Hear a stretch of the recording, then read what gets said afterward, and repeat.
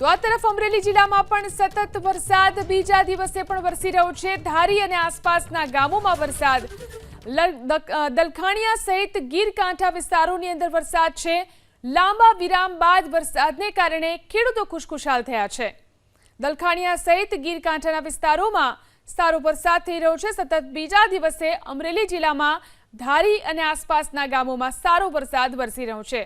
લાંબા વિરામ બાદ ગઈકાલથી ફરી એકવાર વરસાદ શરૂ થયો છે, જેના કારણે ખેડૂતો ખુશખુશાલ છે।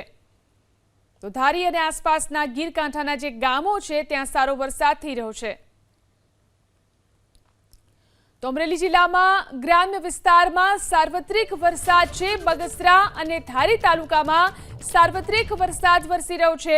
અમરેલીના સરંભડા અને આસપાસના ગામોમાં વરસાદ, તો બગસરાના લુંઘિયા, સુડાબડા સહિતના ગામોમાં વરસાદ છે। તો ધારીમાં સુખપુર, દલખાણીયા, સરસિયા સહિતના ગામોમાં વરસાદ વરસી રહ્યો છે।